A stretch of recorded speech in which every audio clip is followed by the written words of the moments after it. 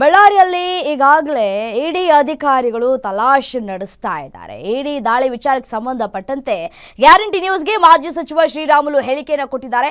ಕಾಂಗ್ರೆಸ್ನವರು ಭ್ರಷ್ಟಾಚಾರಕ್ಕೆ ಪ್ರೋತ್ಸಾಹವನ್ನ ಕೊಡ್ತಾ ಇದ್ದಾರೆ ಅಂತ ಹೇಳಿ ಹೇಳಿಕೆಯನ್ನು ಕೊಟ್ಟಿದ್ದಾರೆ. ವಾಲ್ಮೀಕಿ ನಿಗಮದಲ್ಲಿ ಭ್ರಷ್ಟಾಚಾರ ಆಗಿದೆ. ಬಿಜೆಪಿ ಮೊದಲಿನಿಂದಲೂ ಕೂಡ ಈ ಬಗ್ಗೆ ಹೋರಾಟವನ್ನ ಮಾಡ್ತಾ ಇದೆ. ಚುನಾವಣೆ ಸಂದರ್ಭದಲ್ಲಿ ನಮಗೆ ಗೊತ್ತಾಗ್ತಿಲ್ಲ, ಕಾನೂನು ಪ್ರಕಾರ ಏನಾಗುತ್ತೋ ಆಗ್ಲಿ ಅಂತ ಹೇಳಿ ಶ್ರೀರಾಮುಲು ಹೇಳಿಕೆಯನ್ನ ಕೊಟ್ಟಿದ್ದಾರೆ.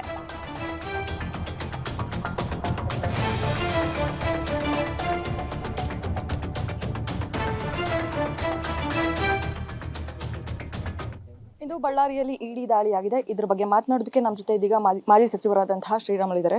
ಸರ್, ಇವತ್ತು ಇಡಿ ದಾಳಿಯಾಗಿರುವಂಥದ್ದು 4 ಶಾಸಕರ ಜೊತೆಗೆ ಒಬ್ಬ ಸಂಸದರ ಮನೆ ದಾಳಿ ಕೂಡ ಆಗಿದೆ, ಏನು ಹೇಳ್ತೀರಾ?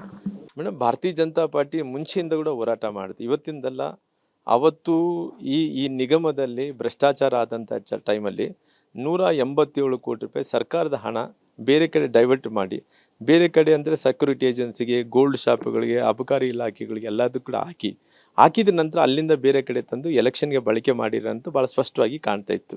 ಅಂದರೆ ಎಲೆಕ್ಷನ್ ಸಂದರ್ಭದಲ್ಲೇ ನಾವೆಲ್ಲರೂ ಕೂಡ ಗಡ್ಬಡದಲ್ಲಿರೋ ಕಾರಣ ಎಲ್ಲಿಗೆ ಬಳಕೆ ಆಗ್ತದೆ ಅಂತ ಗೊತ್ತಾಗಿಲ್ಲ. ಆಮೇಲೆ ಕೆಲವು ದಿನ ನಂತರ ನಾವು ಭಾರತೀಯ ಜನತಾ ಪಾರ್ಟಿ ಈ ನಿಗಮದಲ್ಲಿ ಚಂದ್ರಶೇಖರ್ ಅನ್ನೋವಂಥವ್ರು ಒಬ್ಬರು ಡೆತ್ ಆದರು. ಆ ಚಂದ್ರಶೇಖರ್ ಡೆತ್ ಆದ ನಂತರ ಅವರು ಕಣ್ಣೀರು ಅವ್ರ ತಾಯಿ ಸುರಿಸ್ತಾ ಇಲ್ಲ. ಡೆತ್ ನೋಟಲ್ಲಿ ಯಾರ್ಯಾರು ಇದರಲ್ಲಿ ಇನ್ವಾಲ್ವ್ಮೆಂಟ್ ಇದ್ದಾರೆ ಅಂತೇಳಿ ಅದೆಲ್ಲ ಬರೆದಿಟ್ಟು ಹೋಗಿದ್ದರು.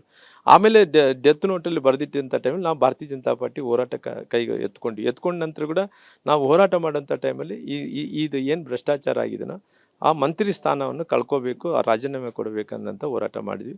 ನಂತರ ದಿನಗಳಲ್ಲಿ ನಮ್ಮ ಹೋರಾಟಕ್ಕೆ ಸಿಕ್ಕ ಜಯ ಏನಂದ್ರಿಗಿನ ಅವ್ರು ಮಂತ್ರಿ ಸ್ಥಾನವನ್ನು ಕಳ್ಕೊಂಡು ಅವ್ರು ಜೈಲು ಪಾಲಾದರು. ಅವ್ರು ಜೈಲು ಪಾಲಾದ ನಂತರ ಪುನಃ ಸಾಕಷ್ಟು ಇನ್ವೆಸ್ಟಿಗೇಷನ್ಗಳಲ್ಲಿ ನಡೆದಂಥ ಟೈಮಲ್ಲಿ ಇವತ್ತು ಈ ಹಣ ಎಲ್ಲಿಗೆ ಹೋಗಿದೆ ಅನ್ನೋಂಥ ಡೀಪ್ ಆಗಿ ಹೋದಂಥ ಟೈಮಲ್ಲಿ ಅವತ್ತು ಎಲ್ಲ ಒಂದು ಕಡೆ ಲೋಕಸಭಾ ಚುನಾವಣೆಗಳು ಕೂಡ ಬಳಕೆ ಆಗಿದ್ದಾವೆ. ನಂತರ ವಿಧಾನಸಭಾ ಚುನಾವಣೆಯಲ್ಲಿ ಕೂಡ 5 ಕೋಟಿ ರೂಪಾಯಿ ಬಳಕೆ ಆಗಿದೆ ಅಂತ ಗೊತ್ತಾಯಿತು.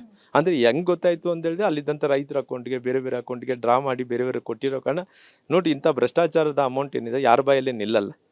ಯಾರೊಬ್ಬರು ಗೊತ್ತಾ ಆ ಪ್ರಕಾರ ಏನಾಗುತ್ತೆ ಅದು ಎಲ್ಲ ಕೂಡ ಗೊತ್ತಾಗೋಂಥ ಕೆಲಸ ಮಾಡಿದ್ರು. ಅವತ್ತಿಂದ ಗುಸುಗುಸಾಗಿ ಅಲ್ಲೆಲ್ಲಿ ಮಾತಾಡ್ತಿದ್ದರಾಗಲಿ ಓಪನ್ ಆಗಿ ನಮಗೆ ನಾವು ಈ ರೀತಿ ಮಾಡಿದ್ದು ಯಾರು ಹೇಳೋಕ್ಕೆ ಹೋಗಿದ್ದಿಲ್ಲ. ಹಂಗಾಗಿ ಅವ್ರು ಎಲ್ಲ ರಿಪೋರ್ಟ್ಸನ್ನು ಇಟ್ಕೊಂಡು ಇವತ್ತು ಇಡಿ ದಾಳಿ ನಡೀತಾ ಇದೆ. ಇವತ್ತು ನಡೆದಂಥ ಟೈಮಲ್ಲಿ ಮುಂದಕ್ಕೆ ಗೊತ್ತಾಗುತ್ತೆ. ಯಾಕಂದರೆ ಇವತ್ತು ಯಾವುದನ್ನ ರಾಜಕಾರಣಿಗಳು ನಾವು ಎಲೆಕ್ಷನ್ ಡಿಕ್ಲರೇಷನ್ ಮಾಡಿದಂಥ ಟೈಮಲ್ಲಿ ನಾವು ಆಸ್ತಿಯನ್ನು ಘೋಷಣೆ ಮಾಡಬೇಕಾಗುತ್ತೆ. ಘೋಷಣೆ ಮಾಡಿದಂಥ ಟೈಮ್ ನಾವು ಇಷ್ಟು ಆಸ್ತಿ ಅಂದಿದೆ ಹೇಳಿರ್ತೀವಿ. ಇವತ್ತು ಈ ರೀತಿ ಜಾಸ್ತಿ ಬಂದಂಥ ಟೈಮಲ್ಲಿ ಅವ್ರ ಸ್ಥಾನವನ್ನು ಕಳ್ಕೋಬೇಕಾಗುತ್ತೆ. ಅದು ಕೂಡ ಸರ್ಕಾರಿ ರೊಕ್ಕ ತೊಗೊಂಡು ಎಲೆಕ್ಷನ್ ಮಾಡಿದಂಥವ್ರು, ಇತಿಹಾಸದಲ್ಲಿ ಸರ್ಕಾರದ ಎಲೆಕ್ಷನ್ ಮಾಡಿದಂಥವ್ರು ಭಾಳಷ್ಟು ಮಂದಿ ಅವರ ಅಧಿಕಾರವನ್ನು ಕಳ್ಕೊಂಡಿದ್ದಾರೆ. ಮುಂದಿನ ದಿನಗಳಲ್ಲಿ ಕೂಡ ಇದು ಪಾಪ ಪರಿಶಿಷ್ಟ ವರ್ಗಗಳು ವಾಲ್ಮೀಕಿ ನಿಗಮದ ಅಮೌಂಟ್, ಬಡವರು ಮಕ್ಕಳ ಅಮೌಂಟ್ ತೊಗೊಂಡು ಏನು ಅವರು ಮೋಜು ಮಸ್ತಿಯನ್ನು ಮಾಡಿದ್ದಾರೆ, ಅವರು ಲಾಲಸ ಸಲುವಾಗಿ, ಅವ್ರ ಸ್ವಾರ್ಥ ಸಲುವಾಗಿ ಏನು ಅಮೌಂಟ್ ಬಳಕೆ ಮಾಡಿದ್ದಾರೆ, ಖಂಡಿತವಾಗಿ ಇದು ಪ್ರೂವ್ ಆದರೆ ಅವ್ರ ಸ್ಥಾನವನ್ನು ಕಳ್ಕೋಬೇಕಾಗುತ್ತೆ. ಈ ಚುನಾವಣೆಗೆ ಹಣ ಬಳಸ್ಕೊಂಡಿದ್ದಾರೆ ಅಂತ ಬಿಜೆಪಿ ಅವರು ಆರೋಪವನ್ನ ಮಾಡ್ತಿದ್ರು. ನೀವು ಕೂಡ ಅಲ್ಲಿಯವರೇ ಆಗಿರೋದ್ರಿಂದ ನೀವೇನು ಹೇಳ್ತೀರಾ? ಖಂಡಿತವಾಗಿಯೂ ಹಣ ಬಳಸ್ಕೊಂಡಿದ್ದೀರಾ, ನಿಮ್ಮ ಆರೋಪ ನಿಜ ಆಯ್ತಾ? ನೋಡು, ನಾನು ಹೇಳೋದೇನಿದೆ, ಒಬ್ಬ ಅಪೋಸಿಷನ್ ಪಾರ್ಟಿಯಲ್ಲಿ ಇದ್ದಂಥವ್ನು ಹೇಳ್ಬೋದು.